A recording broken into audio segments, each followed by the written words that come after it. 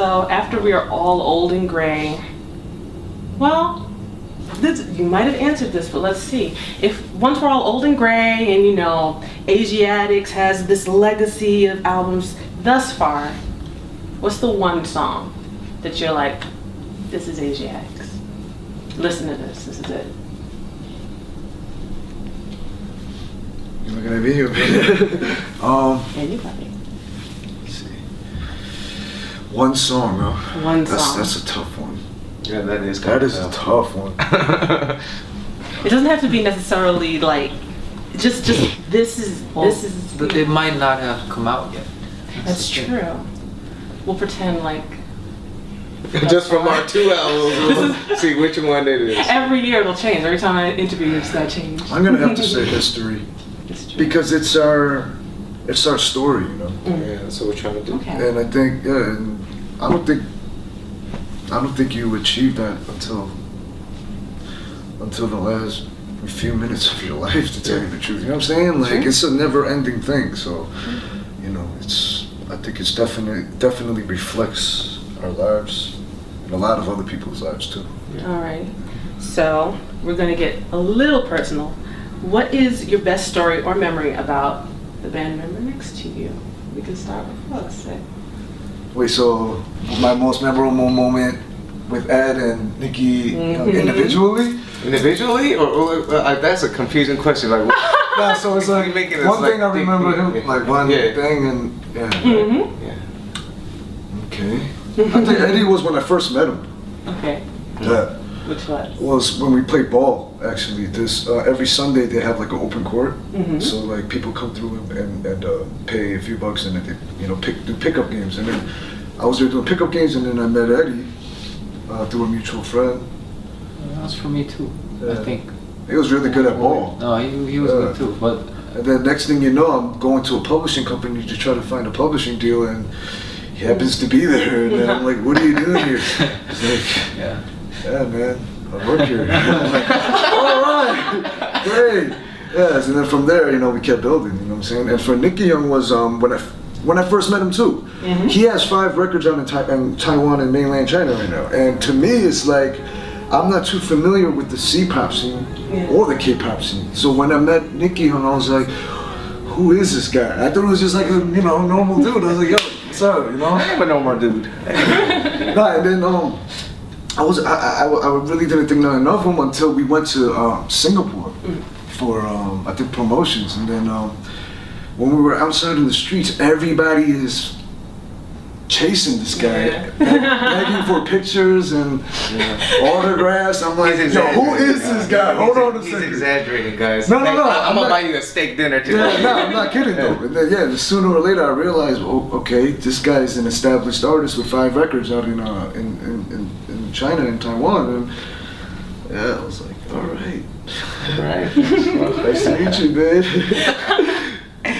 Oh man, I think I guess our first, first times we met are like, the most memorable. Like, obviously, like when I first saw Flo, I heard his voice first, and we were on the phone together, and like, yo, we should collaborate on a track, and I just thought Flo was like this 6'7", 500-pound dude, and I'm like, oh man, and I meet him, and sometimes we're thinking like, okay, what kind of dude would Flowsik be? And I heard his raps, and Flowsik comes hard, man, but the first time I met him, like, he was this real nice, down-to-earth dude, man, and he was just so talented. So and he was just so mannerful and courteous, and this guy, he you can't tell just by the voice, but he got a real soft heart, man. Ladies, like a heart of a teddy bear. So he's a real good dude, man. So that number is his number is like 555. Yeah, and Eddie's the same way. I'm like, yo, who is this long-haired dude, man? Looking like he came out of a GQ magazine. I'm like, yo, you probably can't sing. As soon as he opened his voice, got a voice of a bird, man. Sings like a bird, like an angel, man. So, when I first heard him, I'm like, wow, these are some talented guys, and I feel very blessed and honored to know them, and and not only work with them, but to know them on a personal level. So yeah. I mean, I don't mean to sound like redundant, but definitely that first impression, it's and because we're music people, like our ears, like we listen to each other's voices, and then it's like you can tell that when we get on a record, it's gonna be some different, some special. So when you hear Flo's voice, exactly like Nicky said, I imagine like a huge dude, but you actually hear it from him, and it's just, it's different. It's special. And then Nicky, he can really give that soul. Every little note that he sings, it's got that soul, that voice, that sort of warms you, and so it's silky smooth. Yeah, thanks, Ed. Yeah, when we get on a record I got together, something for it's you just here. we feel like, you know what, we have something special, and that's like every time we get on a record together. Nice. So, what was the first record you bought for yourself? First record? I think, wow, it was 2 records. It was Boyz II Men's Coolie High Harmony record, and that was when I finally, saved enough money to buy cassette tape. It was cassette tapes at that time. Some of you guys might not ever had a cassette tape, but yeah, back in the day, I had a cassette tape, and it was that one and Color Me Bad's I Wanna Sex You Up. And yeah, I got yelled at for that one. Once my parents, I was like maybe like 10 or 11, but once my parents figured out what the lyrics meant, they were pissed. They're like, yo, okay, but I listened to it secretly. So those are the 2 records that I bought. Babyface, his all of his records, but one that sticks out to me was the Face to Face album. Yeah, I could actually, off the top of my head, have all the track listings. But anyway, yeah. When my friends heard your voice, that's the first thing they said. It was like, it's like Babyface. It's like Babyface singing Korean. Yeah, I guess it kind of rubbed off. A little bit. Yeah. My first record I bought was Mace, Harlem World. Yeah, when he was with Bad Boy, he was rolling with Diddy. Yeah, I still remember that. Nice. So, who are you bumping in your iPod lately? Lately, to be honest, our own stuff. Yeah, we listen to it every day. No, I mean, talking about the new stuff that we've been working on. Okay. Yeah, and then that's just been on repeat, Hopefully you guys will have a chance to listen to it really soon. I'll let you listen to it later, maybe. $5. No, it's yeah, that's what I've been listening to lately. Yeah. Nice. Same all around. We definitely listen to our own tracks and then like radio. Yeah, no, didn't know about the iHeartRadio app. Yeah, because we're out in Asia, so we don't have access to like all the radio stations out here. But thanks to iHeartRadio, I get to listen to all of the stations. Right, so maybe we're just listening to the top Billboard hits. Yeah. Katy Perry, Dark Horse with Juicy J, favorite song right now. Last time you were talking about Roar too, I swear. Yeah, you got a Roar, Katy Perry thing. Yeah, I'm on Katy Perry. So if you could listen to only one group or artist, that you could keep their entire discography. So you got their whole collection. But if you had to choose one person, that's all you could get, who would it be? MJ. Easily, yeah. Easily? I'd probably stick with Babyface. Yeah. If Just one. just For the rest of your life. But you have all their stuff, all of it, beginning to end. Man, that's a tough one, man.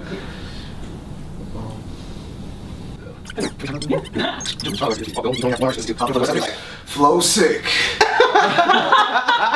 I'm just kidding. Yeah, it's all good. I can't answer it. I'm sorry. But if all worst comes to worst, I'll say I'll just listen to the stuff I record. My own stuff. Okay, all right. So, what is your favorite slow jam? Slow jam. There's so many. Wow. Yeah. I like. Yeah, that is hard, man. I like End of the Road by Boyz II Men. I like Lately by Stevie Wonder. Well, there's a bunch. How about you guys?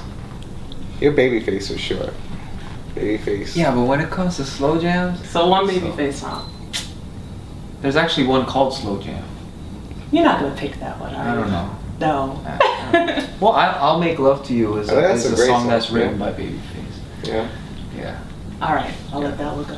I don't really listen to slow jams. But I'm gonna have to say Boyz II Men. Like, We all stuck with Boyz II We Men. all stuck with Boyz II no, Men. because man, They're They're good. Yeah, they're great. Yeah, no, they're so talented. Yeah. I'll go with Boyz II Men. Okay. Has there ever been a song you've heard and you just felt like, dang, this person is like singing my life story, strumming my pain with their fingers and everything? You guys? Nice. I don't know. It depends on like how old you were, Yeah. right? It changes with your It does. yeah. See So, this past year. Michael Jackson, Billie Jean. Some girl came up to me and said, "I got your baby." I said, "No, you Billie Jean. You right." No, I'm playing. No, I'm just totally joking. No. No, I don't know, man. Yeah. There's a lot of songs, especially Every good record is supposed to do that. True. True. I feel like. Well, not every, but like True. a lot of records do that. You know, a lot of records, good records, are able to do that. So anything lately at all? Like something you've heard, you were just like, man, Really, this is my soundtrack. Right now. like we've been saying, or like I said earlier, I've been listening to a lot of old stuff, and the new stuff, does reflect, a lot about how we feeling at this moment and what we're going through. So yeah, our Nice. old stuff talks to us. Okay. What's the sickest lyric you've ever heard? Flowsik lyrics. Yeah. Every song that Flowsik penned lyrically. No, honestly, when he gets Yeah. on the mic and we hear some lyrics for the first time, every time we're just like, what the? Where did he come out? Where did he come out? I don't know. It just comes out. Like magic. Beginning to feel like a wreck. My people feel funky depressed. Waiting, punching around, jumping on the next. Dealing hard and turning apart like trash. Putting on songs, please, quick on the best. So, Flowsik then, question for you. Okay. How does it feel? Because I've heard sometimes people listen to all the stuff you did before Aziatix, Yes. and they love to compare. You met perhaps a little bit more hardcore or whatever they want to think about that time, and they compare it to now with Aziatix, and it's a little more popular music. How do you feel when people try to compare it, or they're like, I like this, blah blah blah. Yeah. Well, I get that a lot. I'm not gonna lie.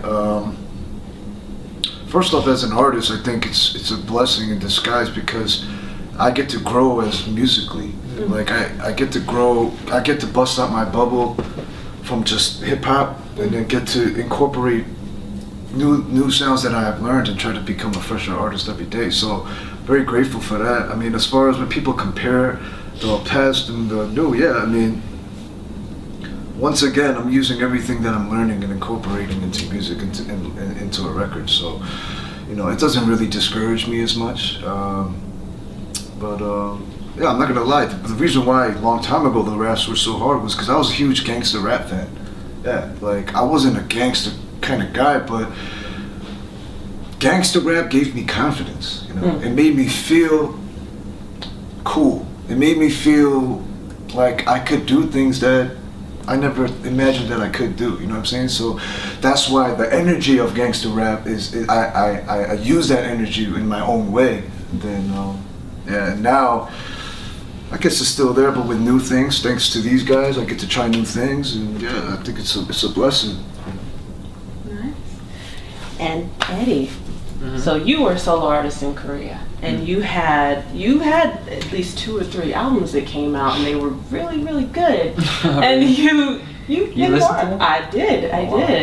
I still bump My Way. My Way is one of my favorite really? albums. Yeah, for real. Oh my God. I still have it. And you came out with, I think It's Over was the last song we heard from you, and then you disappeared. Yeah. And where were you? What happened? What did you do in the interim? And on that same note, what made you then decide to join a group after being a solo artist? You know what? I've been searching for someone to do music with. After Over, which you mentioned, which was actually a duet. Right. With an artist from Japan. Her name was Kayoko. And after that project, I realized, you know, maybe I want to expand from being a solo artist, where I actually have limitations as a solo artist. I felt like that's sort of I really searched out to meet new people and to expand my craft, and I tried different things.